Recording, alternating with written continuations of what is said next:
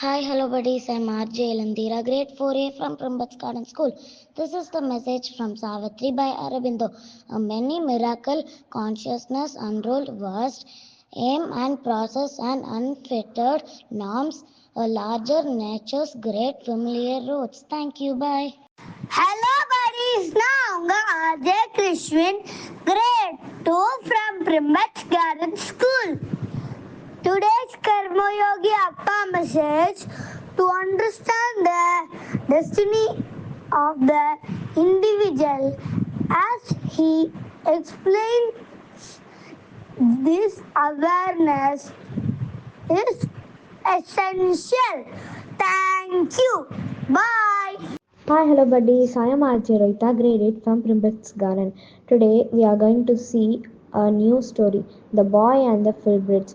Once upon a time, a boy was walking through a field. He saw a pitcher full of filberts. He was pleased to see the pitcher full of filberts. The boy put his hand into a pitcher to get some filberts. However, he was not able to get a handful of filberts. He only managed to get a few of the filberts. The boy did not want to give up. He tried again, but was still not satisfied. The third time, the boy decided to put both his hands into a pitcher full of filberts. He was hoping to pull out a large amount. Unfortunately, when he tried to get more filberts, he could not get his hands out of the pitcher because the neck of the pitcher was too narrow. The boy started crying. Just then a stranger passed by him. He saw the situation of the boy and gave him advice.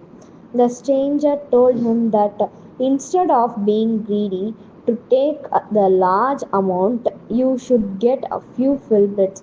You may take some more filberts later. The boy realized his mistake.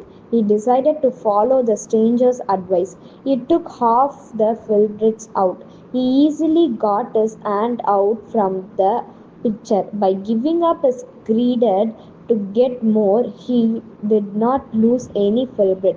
Moral: greed can lead to failure. Thank you. அனைவருக்கும் வணக்கம். நான் Karpagam Rajesh, பிரைம்பட்ஸ் garden பள்ளியிலேருந்து பேசுகிறேன். இன்றைக்கி ஒரு குட்டி கதை கேட்கலாமா? ஒரு ஊரில் ஒரு ராஜா இருக்கார். அவருக்கு ஒரு நாள் ஒரு கனவு வருது. அந்த கனவு என்னென்னா, அவருக்கு முடியெலாம் நரைச்சி வயசான மாதிரி ஆயிடுறாரு. பல்லெல்லாம் ஒரு பல்லாக அப்படியே விழுது, கலந்து அப்படியே விழுகிற மாதிரி கனவு. வாய் ஃபுல்லாக இருந்த பல்லெல்லாம் ஒன்று ஒன்றா விழுந்துருச்சு. இவர் அப்படியே ரொம்ப பதறி அடித்து எந்திரிக்கிறாரு. அது ஒரு அதிகாலைன்னு சொல்லுவாங்களா, விடிய கால நேரத்தில் கனவு.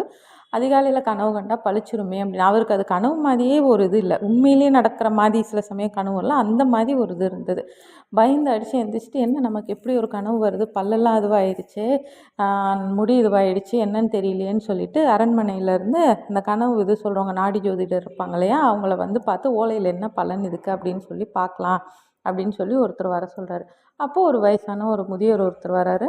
அவர் பார்த்துட்டு என்ன பண்ணுறாரு, என்னன்னொடனே இந்த மாதிரி எனக்கு கனவு வந்ததுன்னொடனே அவர் அந்த ஓலையெல்லாம் படிச்சுட்டு, அரசே இந்த மாதிரி கனவு பல்லு ஒன்றா அப்படி விழுகிற மாதிரி கனவு வந்ததுன்னா, உங்கள் மனைவி, உங்கள் பிள்ளைங்க எல்லோரும் ஒவ்வொருத்தராக இறந்துருவாங்க, உங்கள் சொந்த பந்தங்கள் எல்லாருமே இறந்துருவாங்க, நீங்கள் மட்டும் தனியாக இருப்பீங்க அப்படிங்கிறது தான் இந்த கனவோட பலன் அப்படின்னோடனே இந்த ராஜா ரொம்ப கோவம் மூட் அவுட் ஆகிட்டு, ஐயோ என்ன நீ எனக்கு இப்படி பலன் சொல்கிற அப்படின்னு சொல்லிட்டு அவனுக்கு பனிஷ்மெண்ட் கொடுத்து அனுப்பிச்சி விட்டுறாரு. ரொம்ப டென்ஷனாக ரொம்ப ஸ்ட்ரெஸ்டாக இருக்கார்.